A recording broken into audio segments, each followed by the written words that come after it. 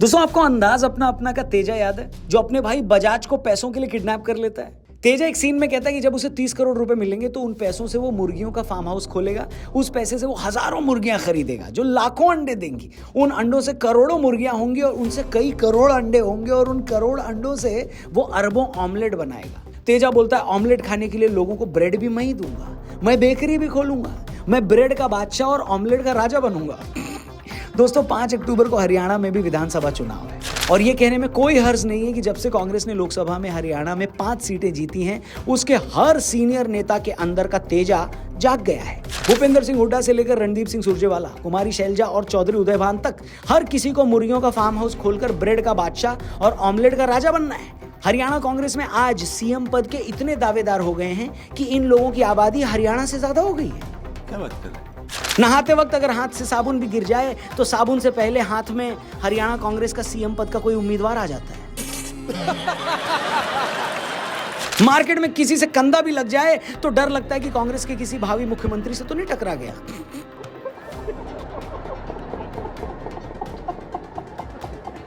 हालत यह है कि कल मैंने अपने बेटे के किंडर जॉय का पैक खोला तो उसमें भी टॉय की बजाय कांग्रेस का एक भावी मुख्यमंत्री निकल आया। मजाक अपनी जगह दोस्तों, लेकिन आज हरियाणा में हर कांग्रेसी नेता सीएम बनने के लिए फड़फड़ा रहा है तो उसकी अपनी वजह है। पिछले 10 साल से हरियाणा में बीजेपी की सरकार है। 2019 में बीजेपी को 90 में से 40 और कांग्रेस को 31 सीटें आई थी। तब भी कांग्रेस को यही लगा था कि वो सरकार बनाते बनाते रह गई। इस बार लोकसभा में जब उन्हें 10 में से 5 सीटें आ गई तो आधे कांग्रेसी नेताओं ने अपने नाम के आगे मुख्यमंत्री हरियाणा की नेम प्लेट छपवा रखी है। उन्हें लगा अब तो सरकार आने ही वाली है।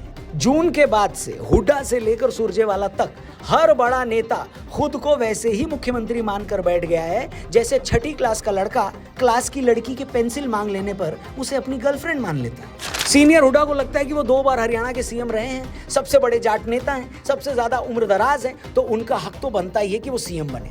कुमारी शैलजा जी को लगता है कि वो पार्टी का दलित फेस है, महिला नेता है, इतनी बार सांसद रही हैं तो उनकी कुंडली में कौन सा राहु बैठा है जो सीएम नहीं बन सकती हैं। उन्होंने तो इनडायरेक्टली खुद को सीएम प्रोजेक्ट करते हुए पोस्टर तक छपवा दिए थे। वो तो शपथ ग्रहण के लिए नई साड़ी में फॉल भी लगवाने के लिए चली गई थी, मगर टेलर ने यह कहकर उन्हें वापस भेज दिया कि मैडम अभी मैं रणदीप सिंह सुरजेवाला जी की शेरवानियां सिल रहा हूं जो उन्होंने शपथ ग्रहण के दिन पहननी है।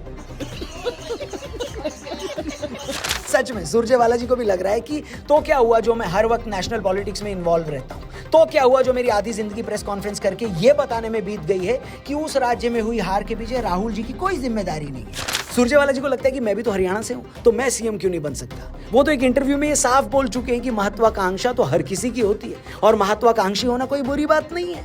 चौधरी उदयभान जी को भी लग रहा है कि अगर किसी दलित चेहरे को सीएम बनाने की बात चली तो क्या पता कुमारी शैलजा की जगह उनका नंबर आ जाए। दीपेंद्र हुड्डा को लग रहा है कि किसी युवा को सीएम बनाने की बात चले तो क्या पता पापा भूपेंद्र मुझे ही गोदी में लेकर सीएम के गल्ले पर बिठवा दें। और जिस बीच ये दिग्गज कांग्रेसी नेता आपस में सीएम बनने के लिए लड़ रहे हैं, वो बस एक छोटी सी बात भूल गए कि अभी भी हरियाणा में इलेक्शन होने हैं और बीजेपी वालों ने राजनीति छोड़कर जूस का ठेला तो लगा नहीं लिया। वो अब भी सरकार में है और चुनाव लड़ रहे हैं। दिग्गज कांग्रेसी नेता ये भूल गए हैं कि अगर उनमें से हर दूसरे आदमी को सीएम बनना है तो छुटभइये नेताओं को भी तो विधायक बनना था। भास्कर की रिपोर्ट के मुताबिक हरियाणा की 37 सीटों में कांग्रेस के 59 नेता बागी हो गए हैं। मतलब इतने बागी तो चंबल में नहीं थे जितने इस वक्त हरियाणा कांग्रेस में हो गए। इन 31 सीटों पर 44 नेताओं ने निर्दलीय या दूसरी पार्टियों से टिकट लेकर पर्चा भर दिया है। कांग्रेसी ये भी भूल गए कि राज्य में पिछली बार 10 सीटें लेने वाली जेजेपी और चंद्रशेखर आजाद रावण की पार्टी भी गठबंधन करके बैठी है। उधर अभय चौटाला की आईएनएलडी और मायावती की बीएसपी भी साथ आ गए। हरियाणा में अन्य दलों को हमेशा से 20 से 30% वोट मिलता रहा है। ऐसे में पिछली बार की तरह इस बार भी जेजेपी की तरह इन दोनों गठबंधनों में से अगर किसी के भी 8 से 10 सीटें आ गई तो सारी बाजी पलट सकती है। इसलिए जिसने नई शेरवानी से लेकर नए लहंगे तक के ऑर्डर दे रखे हैं वो आज ही अपने अपने दर्जियों को बोलकर सिलवाई रुकवा दें। खुदा ना खास्ता रिजल्ट थोड़ा इधर का उधर हुआ तो बाद में न तो शेरवानी को फाड़कर उसके कच्छे बनवाए जा सकेंगे और न ही इतनी महंगी साड़ी का पोछा बनाने का किसी का दिल करेगा, है कि नहीं। कांग्रेस के सामने छत्तीसगढ़ इसका बेहतरीन एग्जाम्पल है। सभी को उम्मीद थी कि कांग्रेस पार्टी 2023 में फिर से सरकार बना लेगी, मगर जिस तरह 5 सालों तक छत्तीसगढ़ के मुख्यमंत्री भूपेंद्र बघेल और टीएस सिंहदेव लड़ते रहे, उसने देश भर में पार्टी का मजाक बनाकर रख दिया। दोनों नेता 5 साल तक इतना लड़े कि लोगों को शक होने लगा कि कहीं ये पति पत्नी तो नहीं है। इसी तरह कांग्रेस राजस्थान में भी दोबारा सरकार बनाने की स्थिति में थी। बीजेपी ने वसुंधरा जी को किनारे कर रखा था। बीजेपी की तरफ से कोई और इतना बड़ा नाम था नहीं जो अशोक गहलोत को टक्कर दे पाता। मगर राजस्थान में भी सचिन पायलट और अशोक गहलोत ने एक दूसरे पर इतने हमले किए कि उसे देखकर इजराइल और हमास वालों को भी तरस आ गया। और उन दोनों ने यानी इजराइल और हमास ने मिलकर गाजा पट्टी में राजस्थान कांग्रेस में चल रही लड़ाई रुकवाने के लिए पीस मार्च निकाला। इन 5 सालों में गहलोत और सचिन पायलट ने एक दूसरे को इतना भला बुरा कहा कि बुरा न सुनने की सीख देने वाले गांधी जी के बंदर की भी चीख निकल गई। इन दोनों की लड़ाई के आगे बिग बॉस के कंटेस्टेंट भी तिब्बत के बौद्ध भिक्षुओं जैसे मासूम लगने लगे। फिर हुआ क्या? हुआ यही कि कांग्रेस राजस्थान में भी सत्ता से बाहर हो गई। कांग्रेस की इसी आपसी लड़ाई के चलते वो 20 सालों से एमपी में भी सत्ता में नहीं आई है। क्या आप यकीन कर सकते हैं कि जिस मध्य प्रदेश में कांग्रेस के पास दिग्विजय सिंह, कमलनाथ, ज्योतिरादित्य सिंधिया जैसे दिग्गज नेता आते हो, वहां वो इतने सालों तक सरकार में नहीं आई। 2019 में जैसे तैसे उनकी सरकार बनी थी, मगर तब भी कमलनाथ और ज्योतिरादित्य सिंधिया की लड़ाई उसे ले डूबी। इससे पहले पिछले पंजाब इलेक्शन में सिद्धू और अमरिंदर सिंह के बीच क्या हुआ वो भी सबको पता है। अमरिंदर सिंह ने 5 साल तक सिद्धू को किनारे लगा कर रखा। सिद्धू हर दूसरे दिन अपना दुखड़ा लेकर दिल्ली आ जाते थे। वहां उन्हें कुछ लॉलीपॉप देकर वापस भेज दिया जाता था। आखिरकार इलेक्शन से पहले पार्टी आला कमान ने सिद्धू की शायरियों से परेशान होकर अमरिंदर सिंह को किनारे लगा दिया। सिद्धू को लगा मेरी जीत हो गई और पार्टी को लगा कि अगर ये जीत गए तो और शेर सुनाएंगे। इसी डर से पार्टी आला कमान सिद्धू को किनारे करके चन्नी को सीएम बना दी। वैसे भी चन्नी के नाम में चरण भी था, तो कांग्रेस आला कमान को भरोसा था कि कम से कम ये आदमी चरणों की इज्जत करना जानता होगा। और इस सब का असर ये हुआ कि कांग्रेस की पंजाब में बुरी तरह फजीहत हुई। अमरिंदर सिंह ने पार्टी छोड़ी। सिद्धू पार्टी में हैं भी या नहीं ये खुद उन्हें नहीं पता।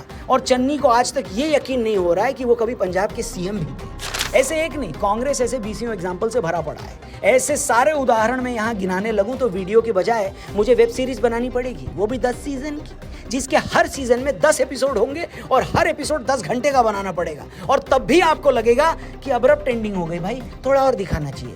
अच्छा, मैं जानता हूं कुछ कांग्रेसी भाइयों को सुनने में अच्छा नहीं लगेगा, मगर फैक्ट ये है कि जब भी किसी पार्टी की सेंट्रल लीडरशिप कमजोर होती है तो वहां निचले या स्टेट लेवल पर नेता ऐसे ही तीसरी क्लास के बच्चों की तरह लड़ते फिरते रहते हैं। मैडम इसने मेरी रबड़ ले ली, मैडम इसने मेरा टिफिन गिरा दिया। लेकिन बच्चों को अगर ये पता लग जाए कि टीचर का तो खुद का पढ़ाने में कोई इंटरेस्ट नहीं है तो फिर उन्हें कोई चुप नहीं करवा सकता, समझे। और अगर बच्चों को ये पता लग जाए कि टीचर तो खुद टीचर इसलिए बना है क्योंकि उसकी मम्मी स्कूल की प्रिंसिपल है और स्कूल की जमीन प्रिंसिपल के बाप की है, तो फिर वहां कैसे पढ़ाई होगी बताइए। यही वजह है कि आज की तारीख में कांग्रेस की या तो कहीं सरकार नहीं बनती और उत्तराखंड, छत्तीसगढ़, पंजाब या राजस्थान में अगर कहीं भूले भटके सरकार बन भी जाए तो वो टिकती नहीं है। रिपीट होना तो बहुत दूर की बात है। इसलिए जो कांग्रेसी आज हरियाणा में ऑमलेट का राजा और ब्रेड का बादशाह बनने की सोच रहे हैं, उन्हें ये नहीं भूलना चाहिए कि जब तेजा ये बात बोल रहा था ना, तो बजाज ने उसके सिर पर डंडा मारा और उसे बेहोश कर दिया था। इसलिए तेजा की तरह सीएम मैं हूं, मार्क इधर है बोलने के बजाय वो ये समझ लें कि अभी इलेक्शन होने बाकी है। उन्हें जाकर कोई ये बताए कि उन्हें आपस में नहीं लड़ना, बीजेपी से लड़ना है। कोई उन्हें याद दिलाए कि आटे की थैली में मुख्यमंत्री का पद नहीं निकलता है, उसके लिए पहले इलेक्शन जीतना पड़ता है। ये कोई कॉलेज की कैंटीन नहीं है जहां आप दोस्तों को ये बताते हैं कि वो पीली वाली दिख रही है, वो तेरी भाभी है, और उस बेचारी पीली वाली को कॉलेज छोड़ने तक पता भी नहीं होता कि वो किसकी वजह से किस किस की भाभी बन गई थी। इस केस में पीली वाली भाभी हरियाणा की हमारी जनता है और उसे भाभी बताने वाले कांग्रेस के 1,500 नेता। इन नेताओं से यही गुजारिश है कि पहले स्वयंवर हो जाने दो, अभी से हनीमून की टिकट मत बुक करवाओ भैया। बाकी शेरवानियां सिलवा ली हैं तो मेरे पते पे भिजवा देना, वैसे भी शादियों का सीजन आने वाला है। बाकी आपकी इस बारे में क्या राय है? अगर आप भी हरियाणा के सीएम पद के दावेदार हैं तो कमेंट करके अपना और अपने शहर का नाम लिखकर जरूर बताएं ताकि हम फौरन आपके इलाज की व्यवस्था करवा पाएं। बाकी जोक्स अपार्ट, जो भी आपकी राय हो प्लीज लिखिएगा। वीडियो पसंद आई हो तो इसे अपने दोस्तों से जरूर शेयर करिएगा, स्पेशली हरियाणा वाले दोस्तों से तो शेयर करना। चैनल भी सब्सक्राइब करके जाना और अपना ख्याल रखना। जल्दी मिलते हैं एक और अमेजिंग वीडियो के साथ यहीं पर। जय हिंद।